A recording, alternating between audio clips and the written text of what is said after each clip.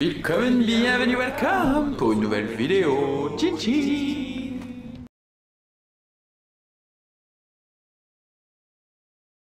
C'est inhabituel, je filme cette vidéo un vendredi soir, je suis pas dans le cadre habituel, etc. C'est parce que demain, je pars en week-end à Gand, en Belgique, pour les 3 jours avec le lundi de Pentecôte. Et donc, il faut que je me dépêche, il est 20h30, je pense que la lumière est en train de décliner, ça va aller assez vite, je vais vous faire une vidéo avec 5 chroniques littéraires des 5 derniers livres que j'ai lus. Ça va pas me prendre trop de temps, parce qu'il faut quand même que je fasse le montage, que je prépare ma valise, mon sac pour demain, que je mange, que je fasse un brin de ménage, que je range du linge qui est étendu juste ici, enfin bref. J'ai pas mal de choses à faire. C'est donc un pour lecture, je vous parle de mes 5 dernières lectures, et la plus vieille en date, c'est Petite Sœur mon amour de Joyce Carol Oates, publié chez Philippe Ray. Pourquoi j'ai lu ce livre? C'est parce que c'est Lola Lafont qui l'a recommandé quand je suis allé à la table ronde avec Pénélope Bagieux et Lola Lafont au Pop Women Festival de Reims en début d'année, je sais plus exactement. Et les deux étaient assez unanimes pour dire qu'elles étaient très très fans de ce bouquin. Pénélope Bagieux aime beaucoup les livres qui parlent du sport de compétition, Lola Lafont également, elle a écrit La petite communiste qui ne souriait jamais sur la vie de Nadia Comaneci. Donc voilà, toutes les deux encensé Joyce Carol Oates et particulièrement Petite Sœur mon amour. Petite Sœur mon amour, c'est une histoire donc de fiction mais qui est largement inspirée, même très fortement inspirée du meurtre de John Bennett Ramsey, qui est une petite fille de 6 ans qui a été assassinée le soir de Noël en 1996 et dont l'affaire n'a jamais été résolue. John Bennett Ramsey est une mini-miss, donc c'est-à-dire, vous savez, c'est un peu ces Américains qui font des concours de beauté pour les enfants. Dans le livre, on va pas être avec une mini-miss, on va être avec une petite patineuse, comme la couverture peut nous le montrer. Et donc, ce que Lola Lafont disait, c'est qu'elle aimait beaucoup la forme du roman, la forme qu'il prend, vraiment l'écriture à proprement parler, et c'est vrai que c'est très particulier, ça prend beaucoup de place dans le livre, qui fait déjà 700 pages. C'est vrai que cette forme est intéressante, parce que c'est une famille de 4 personnes, les 2 parents, la petite fille qui va devenir la patineuse extrêmement célèbre, et le grand frère qui est de 3-4 ans, l'aîné de la petite sœur. Et dès le début, en fait, on sait que c'est le grand frère qui a, dès leurs 19 ans, qui se met à écrire ses mémoires, ou en tout cas raconter comment sa vie s'est passée à l'époque de la naissance de sa petite sœur, quand sa petite sœur est devenue célèbre, quand sa petite sœur s'est faite assassiner, et toute la partie après l'assassinat. On sait tout de suite que l'état de santé mentale de ce grand frère n'est pas vraiment top, il a été en pensionnat, il a été suivi par divers psychologues, il a été sous traitement médical. Voilà, on comprend que le texte qui nous est donné, car c'est vraiment la voix de ce grand frère, est un texte qui est peut-être pas très fiable parce que l'écrivain, le frère, a été sous influence d'alcool, a été sous influence de médicaments, a des souvenirs un peu troubles, il a des traumas qu'il n'a pas forcément réussi à exorciser, donc l'écriture est aussi un peu cathartique dans ce cas-là parce que c'est en écrivant qu'il se rappelle certaines choses, certaines scènes. J'ai bien aimé, en gros, ce qui m'a dérangé c'était la longueur parce que ça fait 700 pages et même si c'est quand même hyper intéressant sur cette forme qui est particulière, pas commune parce que il y a des grosses notes de bas de page, l'auteur, donc le grand frère, nous fait des notes de bas de page sur ce qu'il se raconte lui-même. Il y a du texte, dans du texte, il y a tout un passage où on est vraiment dans un espèce de carnet comme ça rédigé en plus des mémoires que le frère est en train d'écrire. Il y a des chapitres beaucoup plus courts, on est avec presque de la réminiscence, quelque chose de très oral où il écrit comme ça vient de façon quasiment automatique. Il y a des petits mots signés de la main de la jeune fille, enfin voilà. C'est assez... c'est ce qui m'a permis de tenir le coup, c'est que c'est cette forme qui se réinvente régulièrement, ce texte qui n'a pas une forme très claire et définie, qu'on ne sache pas vraiment où est-ce que se trouve la vérité ou non. Je pense pas que sinon j'aurais été suffisamment intéressé par ce fait divers et cette vie de famille qui est une famille totalement dysfonctionnelle. La mère fait tout pour que sa petite fille réussisse, qu'elle en vient même à la mettre en danger, hein. On peut se douter que cet assassinat est aussi dû à la non-responsabilisation des parents. Le père, lui, au contraire, trompe sa femme allègrement, on se rend compte qu'il est très absent, car il a aussi une grosse carrière en tant que directeur commercial d'une grosse boîte. Et du coup, il est beaucoup en déplacement, et pendant ses déplacements, il se met à tromper sa femme. Enfin, voilà, c'est le schéma de la famille dysfonctionnelle parfait, j'ai envie de dire, hein, parfaite, non, le schéma parfait, où tout le monde en prend pour son grade. L'autrice propose une résolution de l'enquête qui, si on reste sur le vrai fait réel, le vrai fait divers de John Bennett Ramsey, n'est pas le cas. En fait, l'enquête n'a jamais été résolue. L'autrice, elle nous propose une résolution de l'enquête. Voilà, c'était, franchement, je crois qu'il est quand même souvent cité comme un des chefs-d'œuvre de Joyce Carol Oates avec Les Chutes, entre autres. Moi, j'avais lu un recueil de poèmes un recueil de nouvelles qui s'appelait Le Maître des Poupées, qui m'avait pas fait grande impression. Celui-ci, je trouve qu'il est beaucoup plus fort en termes d'exercice. En termes de divertissement, j'ai été un peu lassé parce que voilà, on comprend quand même que cette famille n'est pas normale, que cette famille a des problèmes, et le fait qu'on rentre vraiment dans la psyché de tous ces personnages, c'est quelque chose qui plaît à beaucoup de personnes. Moi, ça m'emmerde un peu sur le long terme. Donc peut-être qu'avec 200 pages de moins, c'est souvent que je dis ça, 200 pages de moins, j'aurais adoré. Ben écoutez, c'est le cas, 200 pages de moins, j'aurais préféré. Ensuite, dans le cadre du cabinet de lecture, nous avons lu La Vallée des Fleurs de Niviaq Korneliussen, publié aux éditions de La Peuplade. C'est un roman qui me faisait de l'œil depuis longtemps, car j'avais déjà vu Homo sapiens, qui est le premier roman de l'autrice. Celui-ci est le second, car je crois qu'il n'y en a pas d'autres à ce jour, en tout cas pas d'autres traduits. J'aime beaucoup les éditions de La Peuplade, j'aime bien leurs propositions de texte, leur engagement, que ce soit sur des auteurs qui ont une écriture particulière ou des thèmes particuliers. Là, l'autrice Niviaq Korneliussen est groenlandaise, et là où Homo sapiens était écrit en groenlandais, en langue inuit, j'imagine, celui-ci a été écrit en danois, car l'autrice parle danois. On va suivre une jeune femme, je ne sais même pas si elle est citée. C'est écrit à la première personne du singulier et je me rappelle pas du tout de son prénom. Cette jeune femme qui a une vingtaine d'années est lesbienne. Elle vit encore chez sa mère avec sa grande sœur et son père. Famille très aimante, très protectrice. On sent, alors là, c'est pas du tout une famille dysfonctionnelle ou malsaine, mais il y a quand même un climat très protecteur dans cette maison où tout le monde vit ensemble. Je crois que la grande sœur est en âge de quitter le foyer, mais qu'ils vivent encore tous les quatre ensemble.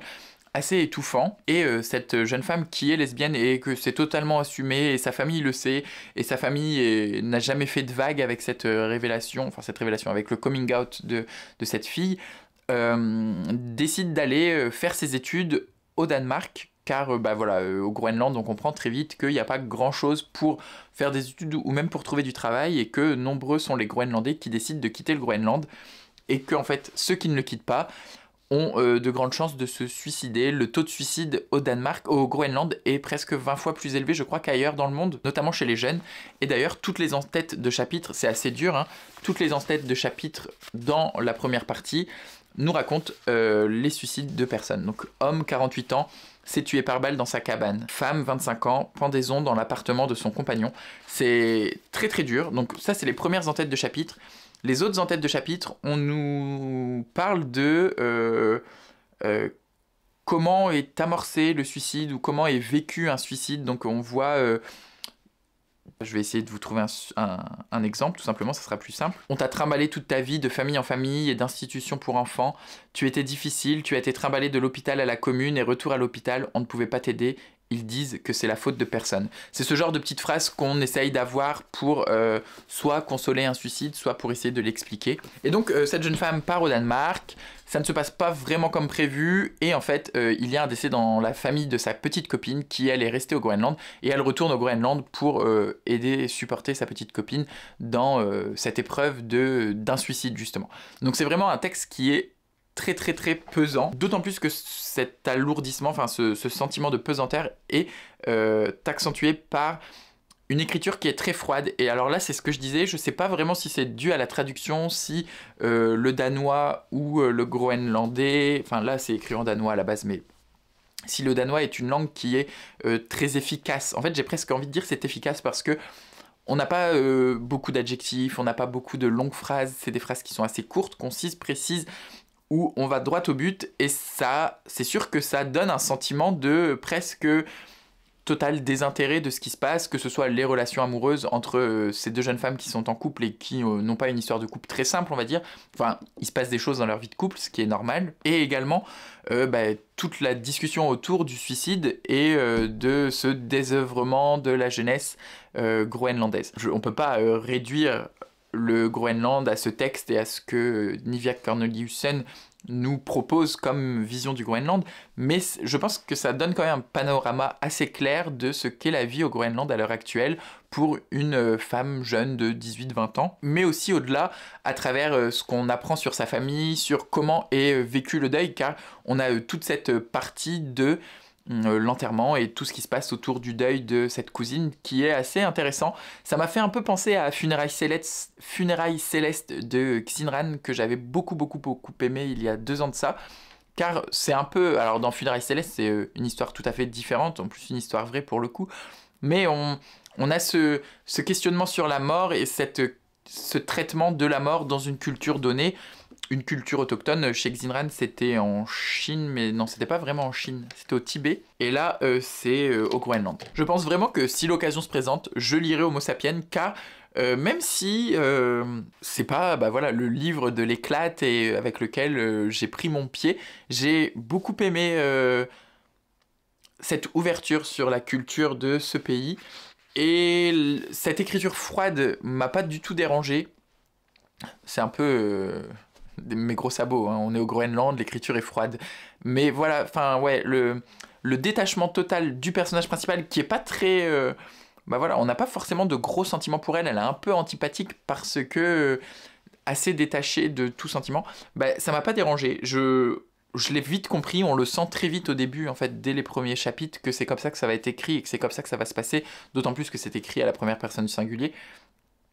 Et je m'y suis fait et j'ai quand même apprécié le roman, donc je lirai probablement Homo sapiens, puis l'autrice est lesbienne, ça parle d'un personnage lesbien, c'est toujours plaisant de lire des auteurs concernés parler de leurs conditions dans leur pays à l'heure actuelle. Toujours dans les autrices lesbiennes qui écrivent des textes sur des personnages lesbiens, j'ai lu Les oranges ne sont pas les seuls fruits de Janet Winterson, publié aux éditions de l'Olivier, mais qui est également disponible dans la collection Signature de chez Point, qui est la collection de chez Point avec un rabat et des poches un peu plus grands que la moyenne. Née en Angleterre en 1959, Janet Winterson est romancière et essayiste. Elle a publié notamment Écrit sur le corps, Le sexe des cerises et Pourquoi être heureux quand on peut être normal. C'est donc une autrice qui est quand même assez reconnue pour ses textes, et celui-ci est un de ses plus remarqués et remarquables, je pense. J'ai pas forcément aimé. C'est un très court roman de 200 pages. Je pense que c'est largement autobiographique. J'ai envie d'être un peu plus relax. Ça vous dérange ou pas? On est avec une jeune femme, c'est pas très pro, hein, mais bon. En même temps, c'est ma chaîne YouTube, je fais ce que je veux. Dans ce livre, on est avec une jeune fille qui nous raconte sa vie dans une église évangélique. Le personnage principal, qui s'appelle Jeannette, justement, le roman s'ouvre sur cette phrase qui est très marrante, je trouve. « Ma mère n'avait pas d'opinion nuancée, il y avait ses amis et ses ennemis. Ses ennemis étaient le diable, les voisins d'à côté, le sexe, les limaces. Ses amis étaient Dieu, notre chienne, ma tante, les romans de Charlotte Brontë, les granulés anti-limaces. » Ça donne un peu le ton. On est avec une jeune fille qui raconte donc cette enfance assez... vraiment très endoctrinée, hein. Elle est assez jeune au début du bouquin, et on se rend compte que elle n'a jamais connu autre chose que la religion, que toute la littérature, la télé était interdit chez elle. Les seules chaînes de radio qu'elle pouvait écouter étaient les chaînes bibliques. Sa mère l'obligeait à prier matin, midi et soir. Et en fait, cette petite fille qui a grandi dans cette doctrine n'a jamais re-questionné la religion, n'a jamais re-questionné la façon de pratiquer sa religion, les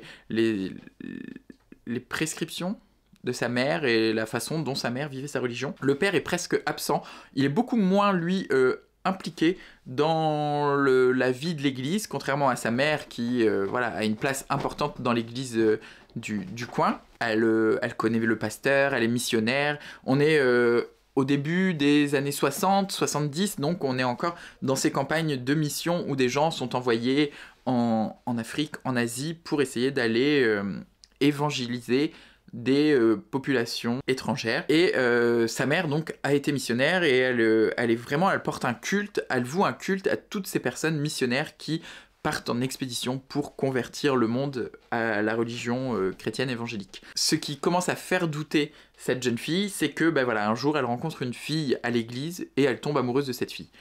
Et Quand sa mère va se rendre compte qu'elles ne sont pas que deux simples amies, elle va être interdite de voir la jeune fille et on va vraiment la porter devant l'église comme une pécheresse, il faut qu'elle se repentisse, on l'envoie dans un camp. Voilà, il y a vraiment toute cette question de... comment ça s'appelle, les thérapies de conversion qui est abordée, mais à l'aune des années 60-70. J'ai bien aimé, sauf qu'en fait, c'est l'écriture qui m'a plutôt dérangé. C'est écrit un peu comme une fable, où des fois, on nous raconte même des petites histoires d'une sorcière, d'une princesse, un petit côté biblique, parce que de toute façon, tous les titres de chapitres ont des noms de livres de la Bible. On commence avec la Genèse, l'Exode, le Lévitique, le livre des Nombres, le livre de Josué, le Deutéronome et le livre de Ruth. C'est écrit un peu comme sous le principe de la Bible, avec différents livres qui composent le grand livre de la Bible, et avec beaucoup de fables et de paraboles sur la vie de Janet.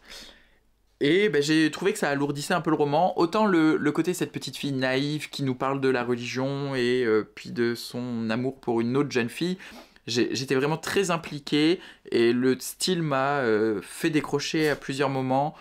Et bah, au final, pour le coup, au bout de 200 pages, je suis un peu resté sur ma faim, car on va pas vraiment beaucoup plus loin sur la question d'être lesbienne. Ça s'arrête assez abruptement, et sûrement que dans les autres écrits de l'autrice, car je pense qu'elle écrit des essais ou des romans largement autobiographiques, elle parle peut-être de cette après-religion, mais là, l'endoctrinement s'arrête, certes, mais on nous laisse un peu comme ça, qu'est-ce qui se passe après la religion, comment elle évolue après ça, on le sait pas vraiment. Donc ça m'a un peu dérangé sur ce point-là, mais sinon ça reste quand même une assez bonne lecture. Puis j'aime toujours bien lire les classiques de la littérature LGBT. 2012, oui, non, c'est pas un classique, c'est pas si vieux.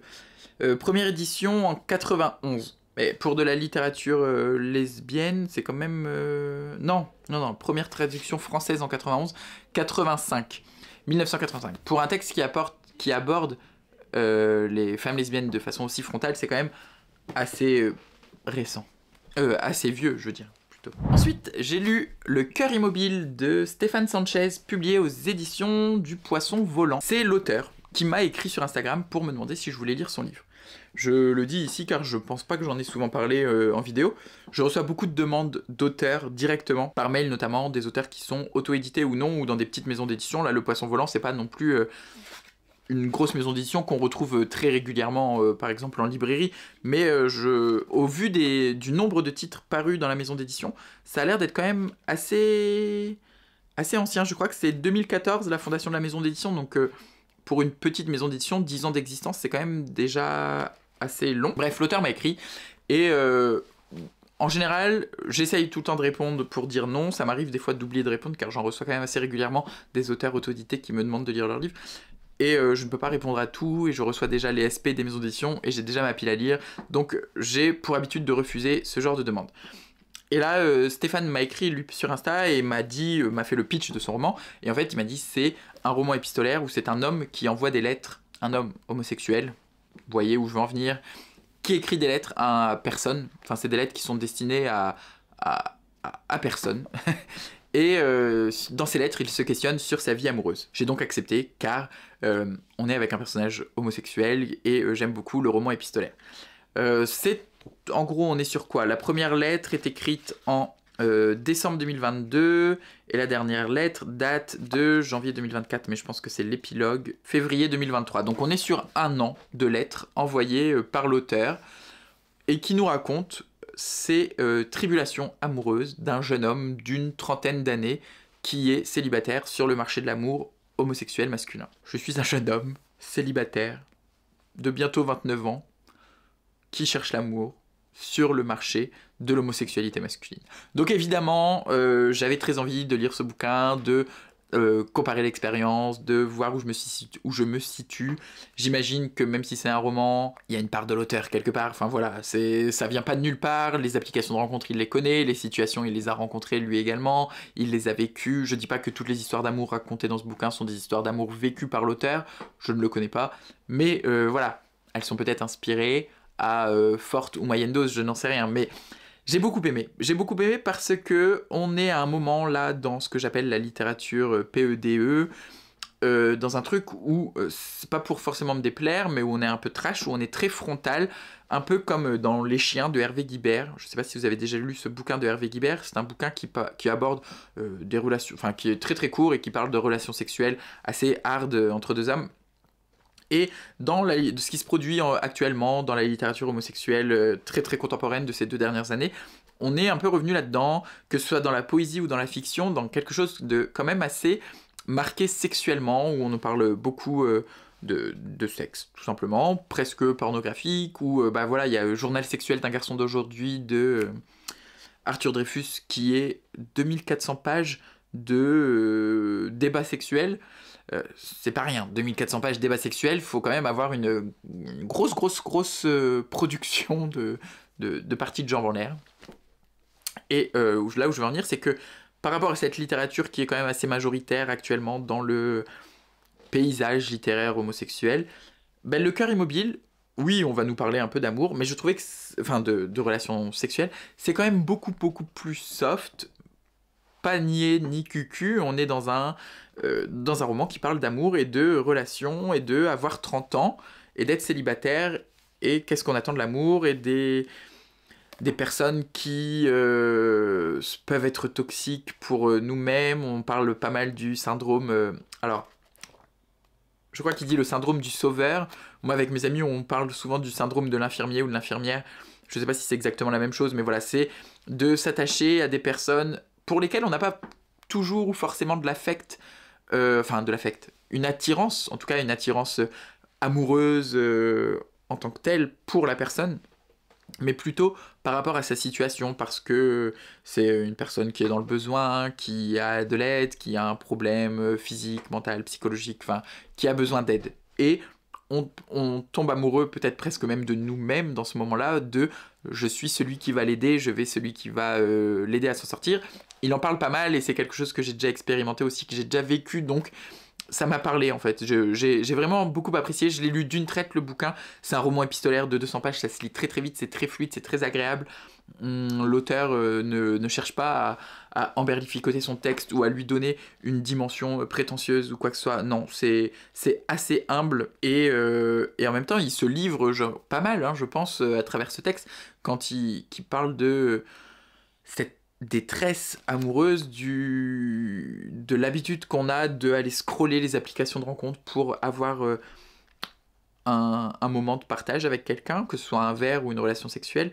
J'ai beaucoup aimé, franchement, je vais peut-être voir pour lire d'autres livres de l'auteur, j'en sais rien, hein, si l'occasion se présente, pourquoi pas, mais j'ai bien aimé ce positionnement beaucoup plus amoureux et porté sur les sentiments vécus par un homme de 30 ans, plutôt que sur les expériences sexuelles d'un homme de 30 ans qui a beaucoup de relations. Et enfin, le dernier livre que j'ai lu et que j'ai terminé ce matin même, donc c'est très frais, c'est Les Miracles du Bazar Namiya de Kaigo Higashino chez Babel, qui était dans ma pile à lire depuis extrêmement longtemps, 2 ans je pense, et c'est déjà assez vieux chez moi. Le Miracle du Bazar Namiya, en fait, le roman s'ouvre sur 3 jeunes brigands, 3 jeunes bandits, qui sont en fuite en pleine nuit et qui cherchent un endroit où se réfugier après avoir fait un malfrat dont on ne sait rien. Enfin, un méfait dont on ne sait rien. Ils arrivent dans le bazar Namiya, ils se réfugient pour la nuit, ils ferment toutes les portes, ils se colmatent ils se calfeutrent dans ce bazar qui est une ancienne épicerie abandonnée au Japon. Et en fait, une lettre passe sous le rideau.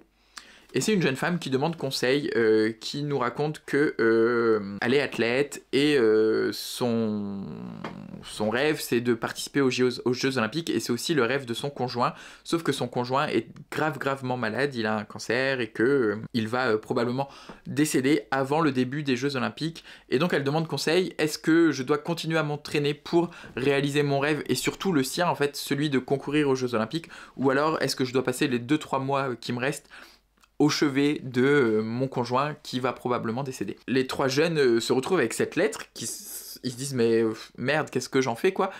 Et finalement ils décident d'y répondre sur un bout de papier, et très vite il y a une autre réponse qui s'enchaîne, et il y a un jeu d'échange de lettres qui se met en place dans le bazar, jusqu'à temps qu'ils comprennent que, en fait ils réalisent il n'y a pas de Jeux Olympiques qui arrivent prochainement, comment ça se fait, et par voilà, les différentes lettres qui s'échangent, ils comprennent qu'ils conversent avec quelqu'un qui est dans le passé, et que les lettres traversent l'espace-temps. Et ça va être une succession de petites scènes comme ça, de ces 3 personnes qui écrivent et qui répondent à des lettres du passé. Et on va pas juste être dans le temps présent avec ces jeunes qui répondent aux lettres reçues du passé, avec à chaque fois des petites morales. C'est un peu niais, ça je vais le redire peut-être plus tard, mais c'est un livre que j'ai trouvé un peu niais sur cette espèce de morale qu'il y a dans l'échange de lettres, des résolutions de conflits ou de conflits moraux en tout cas.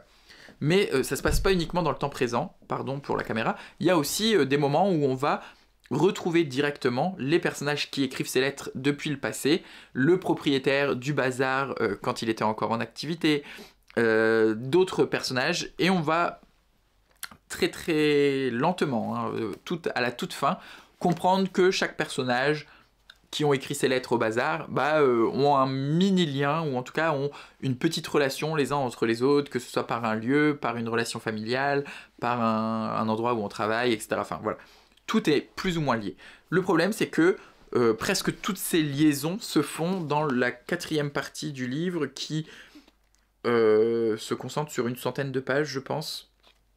Donc en gros, on a 3/4 du bouquin où on a une succession de petites scènes, une alternance entre le passé et le présent, et tout se passe dans la fin, mais de façon hyper brouillonne. J'ai trouvé que c'était presque même tiré par les cheveux, comment l'auteur essayait de faire tout se relier, alors que finalement, au début, arrivé à un moment, je me suis dit, bon ok, ça va être juste comme un petit recueil de nouvelles, une succession de situations vécues par des personnages, et puis au final, c'est pas si mal, même si on me le vend pas comme en tout cas dans la 4e de couverture et dans le début du bouquin, on n'a pas forcément l'impression que ça va être un recueil de nouvelles, donc le contrat de lecture n'était pas hyper respecté, mais une fois qu'on arrive à l'intégrer, ça me dérangeait pas. Et en fait, l'auteur a vraiment voulu en faire un roman complet, peut-être sur la fin, ou en tout cas c'était sa volonté de faire comme ça, j'en sais rien, mais il essaye de tout caser dans cette dernière partie, et ça fait que c'est beaucoup d'informations à gérer, de qui est en lien avec qui, comment ça se fait que deux ils se connaissent, et que voilà, blablabla.